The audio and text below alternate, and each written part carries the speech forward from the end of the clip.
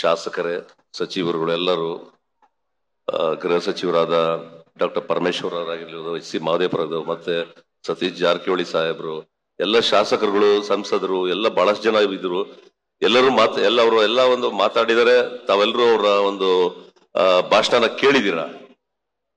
ಎಲ್ಲರೂ ಒಂದು ಭಾಷಣದಲ್ಲಿ ಬಂದಿರೋದು ಎಲ್ಲ ಒಂದೇನೆ.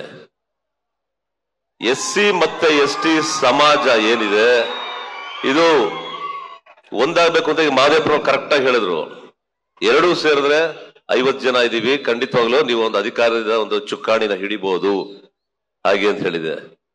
ಇದು ಯಾಕೆ ಅಂತ ಹೇಳಿದ್ರೆ ಕೆಲವೊಂದೊಂದ್ಸಲ ಏನಾಗುತ್ತೆ ಅಂದ್ರೆ ರಾಜಕಾರಣದಲ್ಲಿ ನಾವು ಏನೋ ಎಷ್ಟೇ ಪ್ರಯತ್ನ ಪಟ್ಟುಕೊಂಡು ಅದು ಕಾರ್ಯಗತ ಆಗೋದು ಬಹಳ ಸ್ವಲ್ಪ ಎಲ್ಲೋ ಒಂದ್ ಕಡೆ ಎಡುತ್ತೀವಿ. ಅದು ಯಾವುದೇ ಪಕ್ಷದವರಾಗಿರ್ಬೋದು. ನಮ್ಮ ಸತೀಶ್ ಜಾರಕಿಹೊಳಿ ಸಾಹೇಬ್ರಂತೂ ನಮ್ಮ ಈ ವಾಲ್ಮೀಕಿ ಸಮಾಜದ ಬಗ್ಗೆ ಬಹಳ ಶ್ರಮ ವಹಿಸಿದ್ದಾರೆ. ಈ ಮಠಕ್ಕಾಗ್ಲಿ ಅಥವಾ ಒಂದು ಜನ ನಮ್ಮ ಒಂದು ಈ ಒಂದು ಒಂದು ಏಳಿಗೆಗೋಸ್ಕರ, ಜನಗಳ ಒಂದು ಏಳಿಗೆಗೋಸ್ಕರ ಬಹಳಷ್ಟು ಅವ್ರು ಮುಂಚೂಣಿಯಲ್ಲಿ ಇದ್ದಾರೆ ಅವತ್ತಿಂದನೂ ಅಷ್ಟೇ.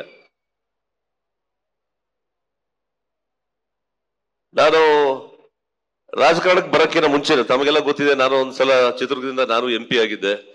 ರಾಜಕಾರಣಕ್ಕೆ ಬರೋದಕ್ಕಿಂತ ಮುಂಚೆ ನಮ್ಮ ಪ್ರಸನ್ನಂದಪುರಿ ಶ್ರೀಗಳು ಇದ್ರು.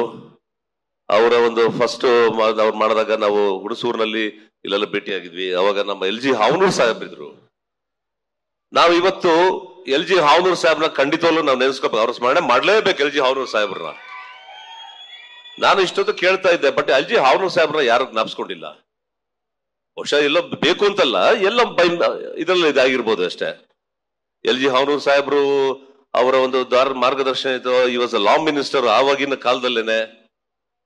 ದೇವರಾಜ ಅವರ ಮುಖ್ಯಮಂತ್ರಿಗಳ ಸಂದರ್ಭದಲ್ಲಿ ಲಾ ಮಿನಿಸ್ಟರ್ ಆಗಿದ್ರು. ಮತ್ತೆ ಆಫ್ರಿಕಾದಲ್ಲಿ ಹೋಗಿ ಅವರು ಸಂವಿಧಾನ ಬರೆದಂತ ಒಂದು ಮಹಾ ವ್ಯಕ್ತಿ ಆತ.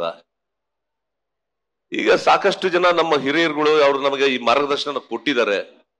ಈಗ ಬಾಬಾ ಸಾಹೇಬ್ ಅಂಬೇಡ್ಕರ್ ಅವರಾಗಿರ್ಬೋದು, ಬಸವಣ್ಣವ್ರ ತತ್ವಗಳಾಗಿರ್ಬೋದು, ಮಹರ್ಷಿ ವಾಲ್ಮೀಕಿ ಅವ್ರ ಯೋಜನೆಗಳು, ಮತ್ತೆ ಅವರ ಆಶೀರ್ವಾದ, ಮತ್ತೆ ಅವರೊಂದು ಹೇಳದಂತ ಕೆಲವು ಹೇಳಿಕೆಗಳಾಗಿರ್ಬೋದು, ಕನಕದಾಸರದಾಗಿರ್ಬೋದು, ಎಲ್ಲನೂ ನಾವು ಯೋಚನೆ ಮಾಡ್ಬೇಕಾಗತ್ತೆ.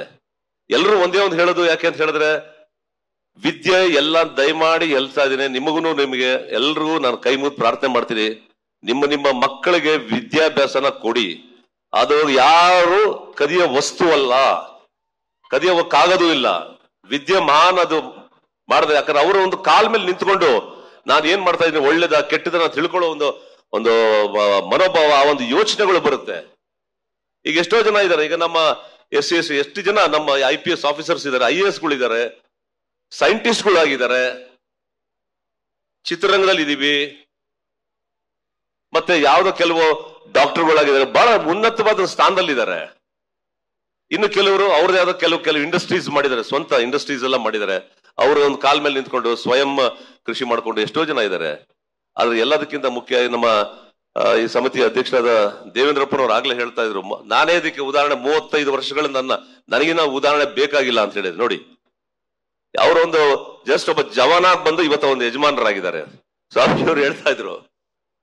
ಹಾಗೆ ಕೆಲವರು ಏನಂತ ಇದು ಏನು ಇಲ್ದಾರೆ, ಕೆಲವರು ಯಜಮಾನರಾಗಿದ್ದಾರೆ, ಜವಾನ್ರಾಗವರು ಇದ್ದಾರೆ, ಜವಾನ್ರಾಗಿದ್ದಾರೆ, ಯಜಮಾನರಾಗಿರೋ ಕಾಲನೂ ನೋಡಿದೀವಿ. ಅದರಿಂದ ದಯಮಾಡಿ ಎಲ್ಲ ಒಂದು ವಿದ್ಯೆನ ಕೊಡಿ. ಹೆಚ್ಚಿಗೆ ನೀವು ಮಾತಾಡೋದು ಅವಕಾಶ ಇದಿಲ್ಲ, ಯಾಕಂದ್ರೆ ಈ ರಾಜಕೀಯದ ವ್ಯಕ್ತಿ ಎಲ್ಲ ಅಥವಾ ಯಾವುದೇ ಒಂದು ಚುನಾವಣೆ ಪ್ರಚಾರ ಅದು ಇದೆಯಾ ಅಂತೆಲ್ಲ ಎಲ್ಲಷ್ಟು ಬಹಳ ಜನ ನಮ್ಮ ಹಿರಿಯ ಸಚಿವರು, ಸಹೋದರರು, ಎಲ್ಲರೂ ಶಾಸಕರು ಎಲ್ಲರೂ ಬಂದಿದ್ದಾರೆ. ಎಲ್ಲರೂ ಅವರವರ ಅಭಿಪ್ರಾಯಗಳನ್ನ ವ್ಯಕ್ತಪಡಿಸಿರೋದು ಎಲ್ಲರೂ ಒಂದೇನೆ. ಎಲ್ಲರೂ ಒಂದಾಗಿರಿ, ಚೆನ್ನಾಗಿರ್ರಿ. ಯಾಕಂದ್ರೆ ರಾಜಕೀಯದ ಅಧಿಕಾರ ಚುಕ್ಕಾಣಿ ಹಿಡಿಬೇಕು ಅಂತ ಹೇಳಿದ್ರೆ ಅದರಿಂದ ಒಂದು ಕೀ ಇದೆ ಅಂತ ಮಹದೇವ್ರವ್ರು ಪದೇ ಪದೇ ಒತ್ತಿ ಹೇಳಿದ್ದಾರೆ. ಇನ್ನ ನಮ್ಮ ಶ್ರೀಗಳು ಮಾತಾಡ್ತಾರೆ, ಗೃಹ ಸಚಿವರು ಅವರು ಒಂದು ಮಾತಾಡೋರಿದ್ದಾರೆ. ಹಾಗಾಗಿ ನನ್ನೊಂದು ಕಡೆಯದಾಗ ಒಂದೇ ಒಂದು ಮನವಿ ಮಾಡ್ಕೋತಾ ಇದ್ದೀನಿ, ಯಾವುದೇ ಕಾರಣಕ್ಕೂ ನಿಮ್ಮ ಈ ಒಳ ಪ್ರತಿಷ್ಠೆ ಮತ್ತೆ ಒಳ ಜಗಳ ಒಂದು ಇದಕ್ಕೆ ಯಾವುದೇ ಒಂದು ಆಸ್ಪದ ಕೊಡಕ್ ಹೋಗ್ಬೇಡಿ. ದಯಮಾಡಿ ಎಲ್ಲರೂ ನೀವು ಯೋಚನೆ ಮಾಡಿ, ಎಲ್ಲ ಪ್ರಬುದ್ಧರಾಗಿದ್ದೀರಾ, ಇವತ್ತು ಕಂಪ್ಯೂಟರ್ಗ ಪ್ರಬುದ್ಧರಾಗಿದ್ದೀರಾ ಎಲ್ರು. ಇದನ್ನ ದಯಮಾಡಿ ಯೋಚನೆ ಮಾಡಿ, ಮುಂದಿನ ಯುವ ಪೀಳಿಗೆಗೆ ನೀವೆಲ್ಲ ಒಂದು ಸಹಕಾರ ಕೊಟ್ಟು ಅವ್ರಿಗೆ ಪ್ರೋತ್ಸಾಹ ಕೊಡಿ. ಖಂಡಿತವಾಗ್ಲೂ ಈ ಮಠನ ಬೆಳೆಸಿ. ಯಾಕಂದ್ರೆ ಇನ್ನೂ ಬಹಳಷ್ಟು ಜನ ಯೂತ್ಸ್ ನೋಡ್ಬೇಕಾಗಿದೆ. ಈ ಮಠದ ಬೆಳವಣಿಗೆಯಿಂದ ಈಗ ಬೆಳೆಯೋದಾಗ್ಲಿ, ಒಂದು ಎಜುಕೇಶನ್ ಆಗ್ಲಿ ಒಂದು ಇನ್ಸ್ಟಿಟ್ಯೂಷನ್ ಮಾಡಬೇಕಾಗಿದೆ ನಮ್ಮ ಮಠದಲ್ಲಿ. ಯಾಕಂದ್ರೆ ಬೇರೆ ಒಂದು ಸಮಾಜದಲ್ಲಿ ಎಲ್ಲ ಕಡೆ ಇದೆ, ಒಂದು ಮೆಡಿಕಲ್ ಕಾಲೇಜ್ ಆಗಿರ್ಬೋದು ಅಥವಾ ಒಂದು ಇದಾಗಿರ್ಬೋದು, ಇಂಜಿನಿಯರಿಂಗ್ ಕಾಲೇಜು ಎಲ್ಲ ಕಡೆನೂ ಇದೆ. ಆದ್ರೆ ನಮ್ಮ ಸಮಾಜ ಮಾತ್ರ ಇನ್ನೂ ನಾವು ಮಾಡಕ್ ಆಗಿಲ್ಲ.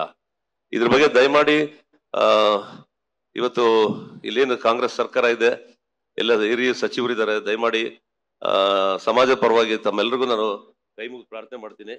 ದಯಮಾಡಿ ಇದ್ರ ಬಗ್ಗೆ ಒಂದು ಒತ್ತು ಕೊಟ್ಟು ನಮ್ಮ ಸಮಾಜಕ್ಕೆ ಒಂದು ಎಜುಕೇಶನಲ್ ಇನ್ಸ್ಟಿಟ್ಯೂಷನ್ ಅಂತ ದಯಮಾಡಿ ನಾವು ಮಾಡಬೇಕು ಅಂತ ಹೇಳ್ತಾ ಇದ್ದೀನಿ, ವಿದ್ಯಾಭ್ಯಾಸಕ್ಕೋಸ್ಕರ ಕೇಳ್ಕೊಂಡು ನಾನು ಎರಡು ಮಾತನ್ನ ಮುಗಿಸ್ತೀನಿ. ನಮಸ್ಕಾರ. ಜೈ ಹಿಂದ್, ಜೈ ಕರ್ನಾಟಕ. ನ್ಯೂಸ್ ಫಸ್ಟ್, ನಿರ್ಭೀತಿಯಿಂದ ನಿಮ್ಮ ಪರವಾಗಿ.